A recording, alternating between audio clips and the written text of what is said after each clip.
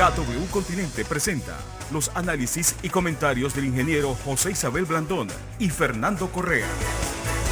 Muy buenos días, Panamá. Hoy es viernes 16 de mayo, un día en el que, 14 de mayo, perdón, empezamos el confinamiento. No se salten los días, Fernando. Sí, domingo es 16. Bueno, empieza el confinamiento en Chiriquí y Veraguas. Ayer hubo una manifestación en Santiago de Veraguas, pues, opuestos a esta situación, que por cierto, se suma también Antón.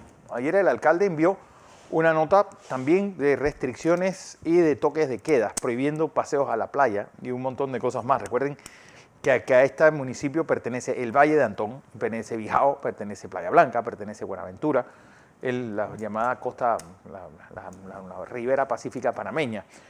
Pues la Corte confirma los superpoderes que tiene el ministro de Salud en medio de esta pandemia. Atención, porque va a ser un fin de semana interesante, hay elecciones en Chile.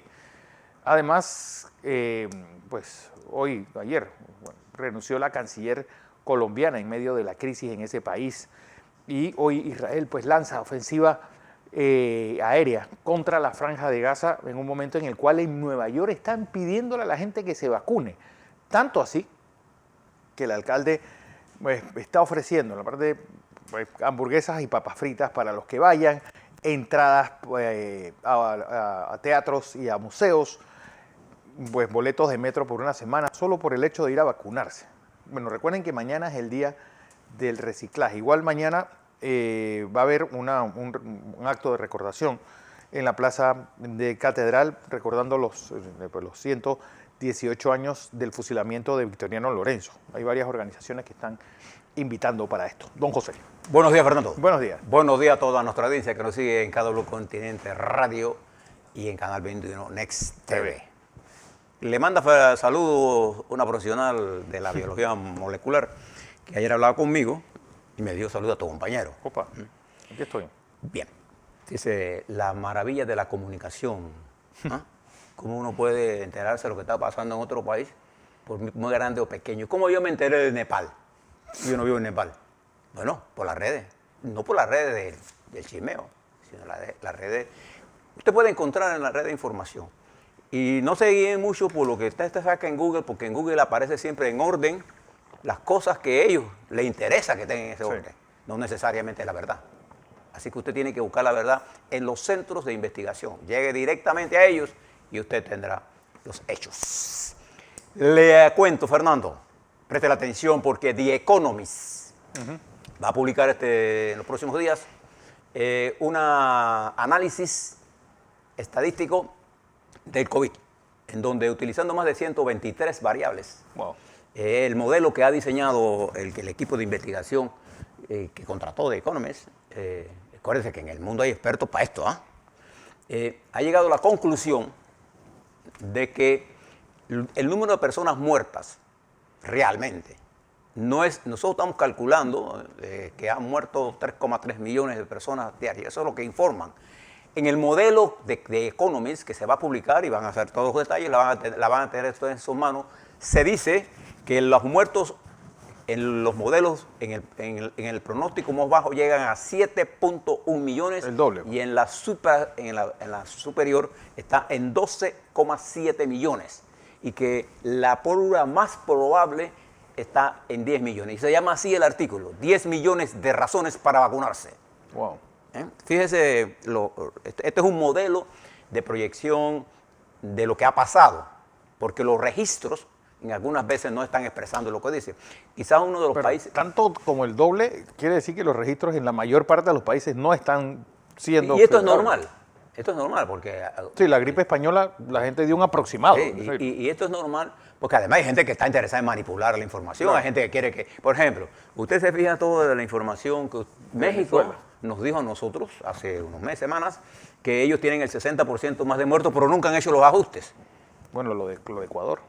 Y Ecuador, le llevan 5.000 muertos y te lo ponen, 4.990 y tantos muertos que no están registrados, pero nunca los ponen. Bien, vamos a hablar un poquito del COVID para entrar a los temas centrales del mundo en este momento. Fernando, a nivel mundial, tenemos que el número de vacunados, de acuerdo a la información que nos dio estos científicos, es de 1.400 millones aproximadamente. Bueno, por ejemplo, la cifra que da la Johns Hopkins es de 1.033. Sí, pero Es decir, es de casi 1.400. 400 millones menos. Sí. Y recuerde que en estas estadísticas usted tiene que buscar el promedio de lo que Sí. está saliendo. O sea, no es que hay una fuente que dice una cosa. Por ejemplo, ¿cuántos muertos hay cuántos casos positivos hay en el mundo? En el mundo hay 33.109.927 con 3.376.235. En el mundo de casos del positivos. mundo. No, esos son casos Esos activos. casos activos, perdón. En el mundo hay 162.179.800. Usted va a encontrar otros reportes que dicen más, otros dicen menos. Nosotros estamos buscando la mejor. Esta es Johns Hopkins. O sea, que tenemos una fuente de información que no es necesariamente la más actual, porque Johns Hopkins es mucho más conservadora. Sí. Bien. En los Estados Unidos, Fernando, Estados Unidos hoy amanece con 6.355.476 casos activos. Ayer tuvieron 39.118 nuevos casos con 758 fallecidos.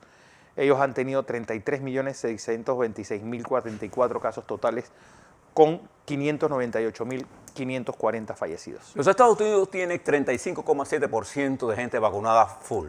Cuando hablo de con vacunada es porque Ya tienen tienen las las dos dos vacunas. Las dos vacunas. Porque ella está Que me llama la atención que Nueva York está usando la de Johnson & Johnson, es la que está promocionando y es la que se está poniendo, que es una que sola la dosis. última que salió es la que está más disponible para Claro. otras. La mayoría está concentrada en el gobierno. 35,7 de doble vacunación y tiene 2.400 tantos, casi como el 62%, perdón, de la población vacunada en una sola vez, o sea, incluyendo este 35%. 35% que ya, tiene dos. de manera que ellos tienen un avance, pero no se confunda con la vacunación. Fíjese todavía la tragedia de la India, Fernando. Los números de la India son aterradores. Aterradores. La India sigue teniendo, pues ayer tuvo 342.946 nuevos casos, 3.996 fallecidos. Y métele el factor que habla de The Economy y usted dará cuenta de la gravedad del problema. que La es India mucho está todo en mayor. rojo. Sí. Bueno, sobre todo, la mayor parte de los casos están en Marhakat, que tiene 5.296.292 casos totales, tiene 78.857 fallecidos. La India tiene en total, 262.412 fallecidos. Tiene 3.723.355 casos activos. en ¿Brasil este cómo momento. está? Brasil hoy amanece con 75.036 nuevos casos. Si vemos, va en ascendencia. Ayer estuvo menos de 50.000. 2.274 nuevos fallecidos. Tiene 1.034.312 casos activos. Ha tenido 15.444.496 casos totales con 430.855 fallecidos, con Sao Paulo como el gran epicentro de la pandemia, donde ha habido pues el 30%. Y con apenas el 20%. 5,7% de vacunados. Ahí tiene la tragedia. Pero si usted se va a los dos países nuestros, que nos interesan, Nos interesan Colombia y Costa Rica, Fernando. Hoy Colombia amanece con 113.463 casos activos. Nosotros tenemos casos activos 4.800. Hemos subido los casos Sí. activos. Fíjese que estábamos hace un par de... 3.900. En 3.900, así aproximadamente, claro. Y tenemos casi 900 casos de casos activos en menos de 7 días. Bueno, Colombia, y esta cifra también es preocupante, por primera vez el número de nuevos casos está cerca de los 20.000. 19.160 nuevos casos, nuevamente cerca de 500 muertos, 499 fallecidos ayer, de los 79.760 fallecidos que ha tenido Colombia en todo este Nosotros país. reportamos ayer 3 muertos, uno de un día, del día y dos Y dos de otro día. pero 3 días muertos. Lo vamos a calificar como si fueran del día. Mientras Costa Rica, pues, tiene 57.307 casos activos. Hace menos de un mes eran 30.000. 12 veces más que nosotros. Tiene 3.514 fallecidos. Ayer tuvo 3.039 casos con 32 fallecidos. Ahora, compárele y vea usted ahora por qué la preocupación del presidente Cortizo es correcta en términos de advertirnos de que estamos en el peligro. Los casos activos en Panamá hace unos 10 días estaban en 1,1. Hoy están en 1,3. Está subiendo. los casos de recuperados clínicamente estaban en 98,6. Nosotros estamos en 97 flat, de acuerdo a las cifras de ayer. Ahora le hablo sobre esto, pero en términos generales. La situación de la pandemia es agobiante. Y no se dejen engañar por los números de lo que está pasando en algunos grandes países como los Estados Unidos, Inglaterra, Canadá, donde se están vacunando, particularmente en los Estados Unidos, Israel, que tiene casi prácticamente el 60% de su población vacunada. No se dejen engañar por eso, porque los Estados Unidos ayer informó el CDC que las personas que tienen doble vacuna pueden andar sin mascarilla en áreas abiertas, en ciertas áreas cerradas, en los transportes públicos deben usar la mascarilla, una bajada en la restricción. En nuestro caso, nosotros no tenemos esos niveles de vacunación. Y entonces la vacuna está concentrada en 10 países. El resto del mundo, como nosotros afortunadamente tenemos un plan de vacunación, con suministro de vacunas permanentes y seguimos en eso. Ahora le hablo sobre eso, pero no nos dejemos engañar por los países que tienen amplios niveles de vacunación, porque nosotros somos de los mejores del mundo, no nos engañemos. Bien. Pero tenemos el problema de que no producimos vacunas. Claro, pero tenemos la ventaja de que la tenemos contratadas. Sí. Y ha sido muy eficiente. La palabra, además de eficiente, se está mejorando las instalaciones allá en el Rommel Fernández para hacer más eficiente la de AstraZeneca, que la gente la ha tomado muy bien, muy bien. Este es un elemento importante, positivo, de la sociedad panameña. Vacunarnos. En los Estados Unidos la gente se esconde para no vacunarse. Por eso que hay tanto incentivo. Ellos tienen tantas vacunas, te están en algunos países de allá de Europa, allá de la Europa pagan para que te vacunen. Usted vaya y vacúnese. Bien. Algunas cosas importantes ahora que están ocurriendo en el mundo. La primera cosa, sin duda, la noticia que acapara, las dos noticias que acaparan el mundo. La situación de Israel y Palestina y la situación de Colombia. Primero la de Israel. En forma equivocada, ayer se estaba diciendo que tropas israelíes estaban dentro del territorio de Gaza. Las tropas israelíes no han penetrado en Gaza, en el territorio controlado de Palestina oficialmente. No han entrado. Para poder entrar tiene que haber una discusión dentro del gobierno israelí y una decisión colectiva. La invasión de un país. Sí, esto no lo ha hecho, no lo ha hecho anteriormente y no lo ha hecho en este momento. Lo que ha hecho Israel es intensificar el bombardeo contra objetivos específicos de Hamas, según la inteligencia israelita, con aviones, helicópteros y submarina que dispara misiles. Frente al ataque con misiles rudimentarios de Hamas que han pegado en Israel y que han producido muertos tanto en Israel como en Palestina. La escalada va en aumento. Ayer Israel denunció que desde Beirut 3 cohetes se dispararon. Y esto es el peligro de esta guerra. Pero un nuevo elemento que usted tiene que meter en esto, que tiene que ver mucho con los problemas políticos en Israel. ¿Se acuerda que yo les dije a usted antes de este conflicto que Israel es una nación políticamente dividida? Lleva 4 intentos de formar gobierno y el señor Netanyahu no ha podido consolidar una mayoría. Y es una nación altamente dividida desde el punto de vista político, no desde el punto de vista militar ni de sus intereses estratégicos. Entonces, se ha desatado un nuevo elemento en esta guerra. Las sublevaciones internas entre la población árabe que vive dentro del territorio de Israel y la población judía que vive dentro del territorio de Israel. Entonces se ha desatado una especie, incluso el presidente de Israel catalogó esto como una guerra civil que se está dando en ciudades de Israel aparte de esto. Entonces Netanyahu ha quedado sorprendido entre esta situación, que es una expresión incluso de la división que hay. Recuerda que en Israel hay, en el Parlamento de Israel, hay representación árabe, hay partidos árabes. En Israel viven árabes que han convivido toda la historia de Israel dentro de Israel. Bueno, ahora hay una especie de cacería de brujas entre grupo y grupo, lo que genera un problema interno. No hay nada más difícil en el mundo para un país que desarrollar un conflicto externo con problemas internos. Póngaselo de esta manera. Si usted tiene que enfrentarse todos los días en el trabajo a un problema, pero además tiene problemas con su esposa en su casa, usted tiene una doble guerra. Y usted está seguro que va a perder. Las dos. Las dos. Porque no se concentra en ninguna de las dos. Y este problema interno se va a impulsar porque los niveles de comunicación, o sea, un video de una bomba, acuérdense que la mayoría de los militares dicen, la bomba era contra la bomba no sabe dónde va a caer. Y normalmente, todo esto que dicen que el misil es súper preciso. La mayoría de estas bombas matan ¿quién? Gente inocentes. Niños mueren. Bueno, si usted quiere saber lo que está pasando, cada vez que Arabia Saudita dispara contra Yemen, ¿qué mata? Gente inocente. La mayoría de la gente que muere en estos bombardeos no están asociados. Algunos son elementos de la guerra, de la guerrilla o del grupo insurgente. Pero estos bombardeos, esto como recuerda a Vietnam.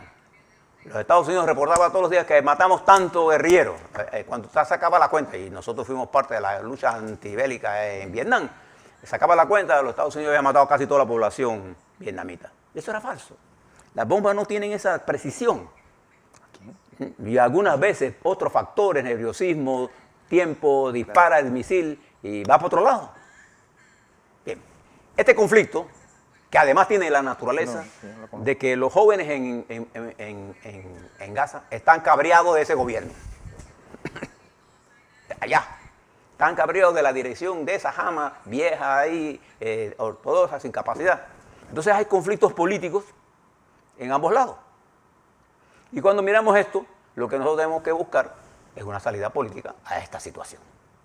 Por eso la posición nuestra de la República de Panamá, históricamente y expresada en la Cancillería, nosotros vamos en la búsqueda de la paz y hacemos un llamado al pueblo de Israel y al pueblo palestino a buscar un entendimiento.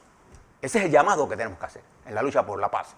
Y no estar tomando partido de que si yo tengo un gran aprecio por el Estado de Israel, pero también tengo un gran aprecio por la comunidad islámica del mundo. En ambos lados hay radicales, igual que aquí, pero no es esa minoría la que va a definir nuestras relaciones internacionales. Si rompemos las normas del derecho, quedamos en la barbarie. Bien. Ojalá la paz llegue a esa región y no se extienda el conflicto, porque es un conflicto que lo que necesita es agua y no gasolina. Bien. El otro conflicto es el de Colombia, que el gobierno de Duque ayer recibió la renuncia irrevocable de la señora Canciller Claudia Blum, canciller, que la hizo sin consultar con el presidente, le mandó la carta y le dijo, como son las firmas, cuando uno va a renunciar, uno no pone el puesto a disposición. Ella dijo, presiento mi renuncia irrevocable. Punto. No hay discusión sobre eso. Eso ocurre en el momento que el presidente está ordenando a las Fuerzas Armadas a que desbloqueen como sea de lugar. Entonces nos enfrentamos a un conflicto en desarrollo. Ayer hubo manifestaciones nuevamente, hubo vigilias y ahora el movimiento de masas ha pasado de la lucha contra la reforma tributaria. Yo quiero que ustedes las lean para que ustedes vean lo duro que era esa reforma. El que concibió eso no tenía idea del estado de ánimo del pueblo colombiano. A la petición de la salida de Duque. Recuerde que dentro de un año hay elecciones en Colombia y eso, como decía Fernando ayer, eso complica. complica todavía más. Porque todo el mundo está trabajando para las próximas elecciones. Todos. Ese es un conflicto en desarrollo, lo vamos a ver en los próximos días. Pero hay otro conflicto, ahora de otro carácter, que es en Chile. En Chile va a haber elecciones este sábado y domingo. Y hablo de conflicto no en términos bélicos, hablo en términos electorales. Estas elecciones fundamentalmente, que también van a elegir alcaldes y representantes locales y gobernadores regionales, está centrado fundamentalmente en la elección de 150 constituyentes que después de las elecciones del 20, de octubre del 2020, tienen como misión reformar la constitución de Pinochet. Ya ha sufrido algunos cambios, pero la van a reformar. Les decía ayer que en términos generales los partidos tradicionales tienen mayor ventaja, tanto de derecha como de izquierda, de hacerse con más representantes. Pero ninguna fuerza política en Chile va a obtener el 51%. Ninguna. Ninguna. Se lo puedo decir categóricamente. Pero además de eso, para aprobar, una vez que se escojan estos 555, las reformas constitucionales se requiere el 75% de los convencionales. Y además de eso, una cosa interesante de este proceso electoral es que la mitad de los que van a ser escogidos son mujeres. Wow. Y la mitad son hombres. Es paritario. No se va a escoger de que 60% hombres y 30% hombres. No. Paritario. Pero ¿cómo haces en papeletas tipo zipper? ¿Cómo sería eso? Es una votación, acuérdense que son 5 votaciones. Sí. Y la nacional, y es por regiones. También usted votará ahí y todos los partidos han mandado mitad y mitad. Y se escogerá la representación mitad y mitad. Eso es por ley. O sea que va a ser más complicada la cosa. Sí, pero tú sumas y el que tiene más de las mujeres queda ahí. Esa es la mitad hombre y la mitad mujeres. Pero además, los indígenas tienen garantizada una participación. No, mapuche. Tiene una garantizada. Entonces, esto le da una característica a esta constituyente. Una de las características de esta constituyente, presten atención a esto que le voy a decir, es que va a estar conformada por jóvenes, en su mayoría, de todas las fuerzas. Porque la mayoría de los proponentes, de los aspirantes, son gente entre los 40 y 30 y 45 años. Y el profesor Bruce Ackerman, profesor de Yale, uno de los grandes constitucionalistas del planeta Tierra, que escribió un libro, Las Constituciones Revolucionarias, entre otras cosas que ha escrito este gran filósofo, pensador y constitucionalista, decía que una de las cosas que América Latina espera es que este ejercicio, que en los próximos 2 meses después de las elecciones de este fin de semana, tiene 12 meses como máximo para preparar unas reformas constitucionales y someterla a consideración en el 2022. 22. Puede producir un nuevo modelo. Entonces le preguntaban a este profesor, bueno, pero es que las constituciones son deseos y no van a resolver nada. Y mira la respuesta categórica de él. Eso que usted está diciendo es falso. Las constituciones, las reformas constitucionales, van al fondo del tema de la región latinoamericana. Porque no es lo mismo, decía él, en caso de Chile, que haya un Congreso bicameral que uno unicameral. Sí. Si usted quiere que la asamblea nuestra, por ejemplo, aquí en Panamá, sea buena, usted tiene que cambiar, decidir entre si este régimen circuital es el que funciona o no. Sí. Entonces, las reformas constitucionales son elementos fundamentales para la transformación política de cualquier país. Y una de las cosas que América Latina requiere son reformas constitucionales que permitan la funcionabilidad armónica de los 3 órganos del Estado. El legislativo, el ejecutivo, el judicial, y que respondan al concepto de gobernabilidad y representatividad, que es la capacidad que tenga el pueblo de recibir y de interceder en las propuestas que tengan que ver con su futuro. Entonces, por un lado, Chile se abre como una opción política que tenemos que mirar con mucho cuidado y con mucho interés. Y Colombia, atrapada en una guerra, Fernando, de muchos años, en Colombia va a pasar varias generaciones antes de que haya un cambio de verdad. Porque esta generación que está dirigiendo en Colombia, élite autocrática, ególatra, que no se quiere ceder ni un pedazo de país, que no entiende el problema de las masas. Lo que no has entendido tampoco, José, lo que no se han entendido es que nosotros tenemos el mismo grupo político manejando Colombia desde inicios de este siglo. Tienen 20 años de estar en el poder. Y además se han alejado del pueblo. Vaya a ver para que usted vea a los ricos colombianos cómo viven. La riqueza. Entonces hay gente que dice, bueno, no se trata de hacer pobre a los ricos y hacer pobre a todos. No. Se trata de una distribución de la riqueza que parte porque haya una mejor educación, una mejor salud, una mejor participación en las tomas de decisiones. Pero es que la élite del poder en Colombia no permite, no entiende. Y está acostumbrada a manejar. Yo no creo que de esta crisis va a surgir el cambio de Colombia. Yo creo que Colombia está en un proceso de cambio. Y que va a ser irreversible, sí. Pero Colombia tiene cuánto tiempo de estar en un proceso de cambio. Si No, uno ve la historia del siglo XIX y XX colombiano es la primera vez en Colombia de los últimos 20, 25 años que se mantiene un movimiento, vamos por el día 16, sí, con movilizaciones en las calles, con forma organizada y con un esquema. y que sea de todo el país. Fíjese lo que pasó en Chile. 150 días y ya tenemos la reforma constitucional que va a ser votada este fin de semana. Bien. En Venezuela, el presidente, el señor Maduro, dice que está dispuesto a hablar con Guaidó ya, cuando quiera. No es más, ya están llamando elecciones para noviembre. No, y que quiera y ven que vamos a hablar con... Y vuelve pero se refiere a Guaidó en términos irrespetuosos. Juanito Alimaña le llaman. Entonces, aquí volvemos a mirar un país que no tiene forma de salir de esa... y con una América de esa trampa que se encuentra entre el socialismo del siglo XXI, que no produce absolutamente nada más que más pobreza. Y esa trampa política que llevó la destrucción del régimen constitucional con aquel ataque brutal a los Andrés Pérez y toda la estructura. La Copella, los desaparecieron. A partir del 90 y tanto, produjeron los iluminados.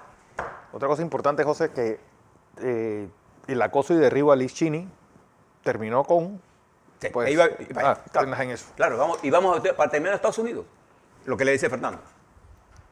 Cheney, Liz, la sacaron. ¿Quién ganó ahí? Trump ganó el trofeo que quería, pero el Partido Republicano ha quedado sumido en una discusión de división interna, que cuál es su futuro, Trump o los principios republicanos. Pero por otro lado, otro de estos insignes que apoyan a Trump, Matt Gaetz, el socio de él, Joel Greenberg, se va a declarar culpable este lunes ante una corte federal de los Estados Unidos, en donde él va a acusar a este representante republicano de haber participado en el tráfico sexual pagado a una niña de 17 años. Él, el representante, niega estos cargos categóricamente, pero esta declaración de culpabilidad de este socio de él lo pone en más líos.